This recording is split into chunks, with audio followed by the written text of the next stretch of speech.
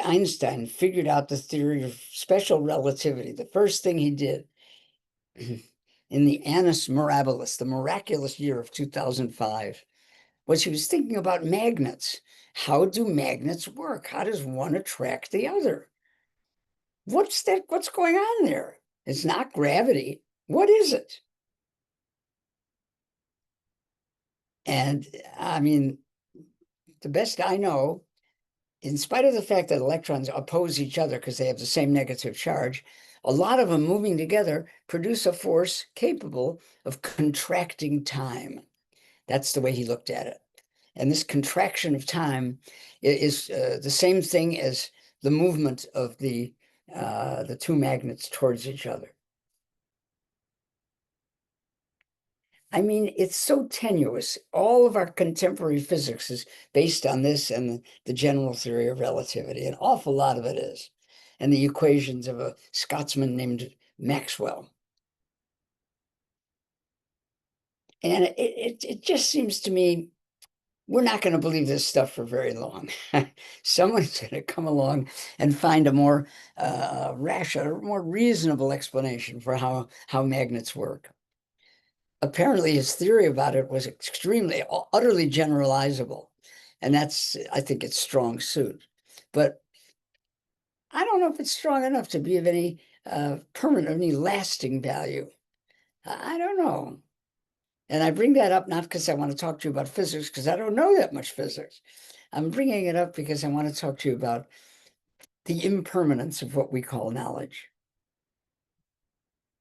What we think we know, how we've usurped the strange and prejudiced false opinions of our ancestors will be done to us too.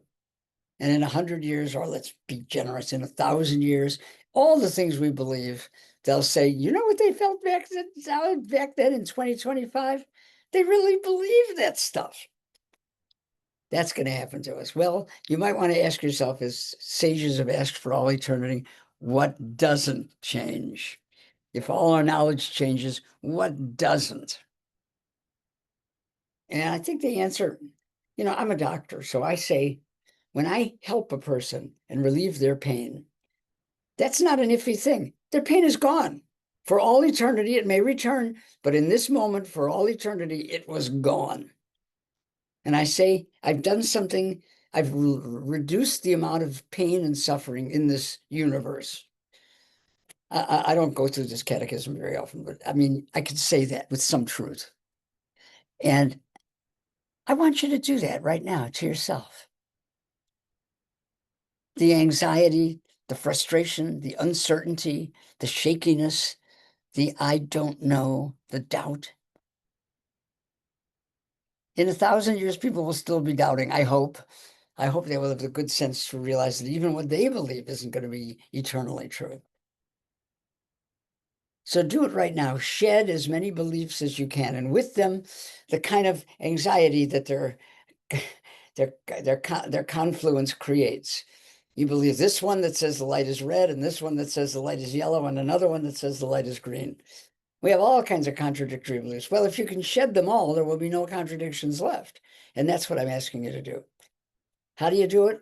Well, you have to use a method, a technique, just as a farmer needs a hoe to toil with the soil, to till the soil. So what do?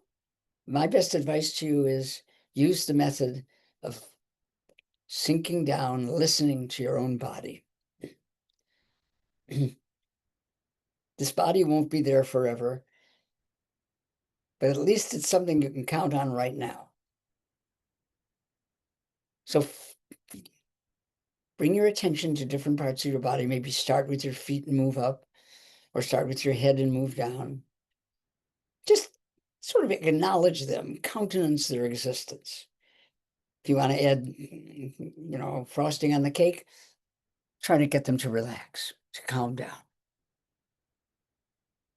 I'm just going to be quiet and let you do it.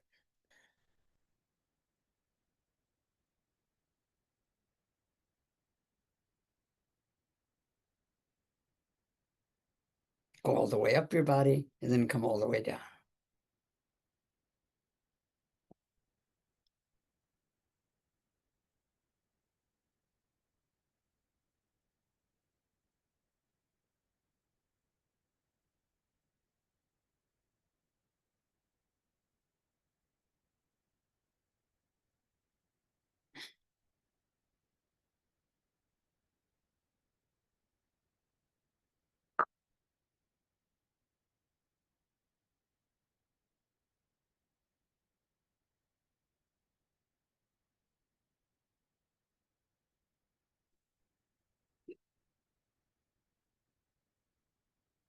This self-observance, it knows no language, it depends on no culture.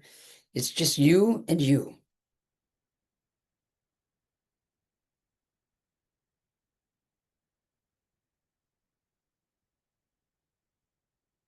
And as they say in the Tao Te Ching, soften the glare, blur the edges.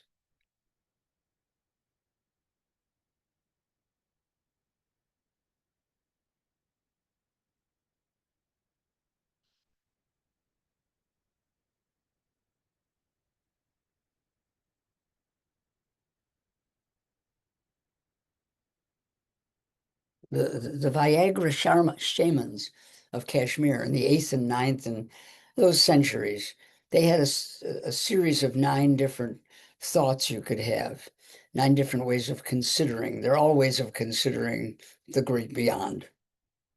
But one of them is unity. And there are 2 parts to that. You try to seek the unity within your mind and your body, how they're not 2 things, but just one thing. How your thoughts influence your body, and your body influences what you think, what comes to mind. And the other part is the unity between you and everybody else. Well, that's a good way to soften some ironclad distinctions. Us and them, me and you.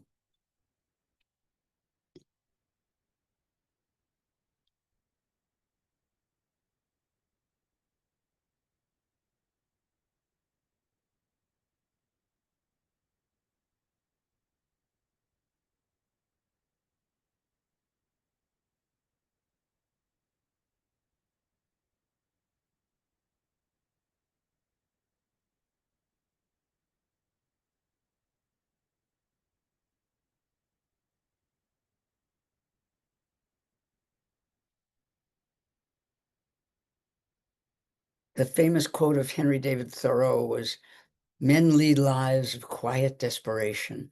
And it's women too. It's humankind that lives that way. And I think it's because we spend our lives competing with each other and with ourselves rather than cooperating with others and with ourselves. And if your not so conscious mind coordinates with your conscious mind, you're a very powerful force for good. So spend a couple of minutes trying that.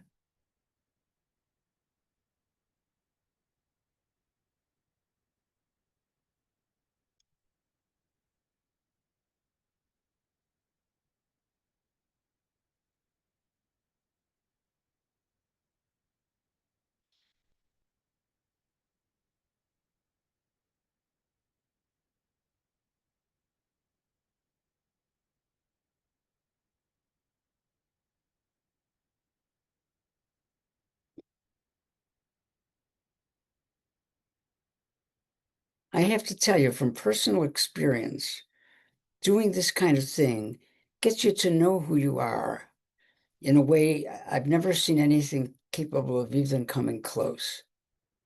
It's not as though you have an internal mirror. It's not an image. It's deep and animal. It's inchoate. It has no form, but you know it when it's there. What is the it you know? Well, it's you.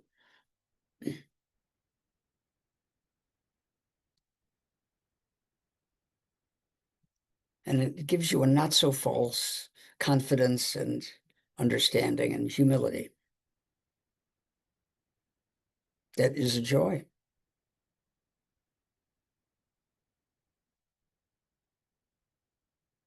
So steeped in this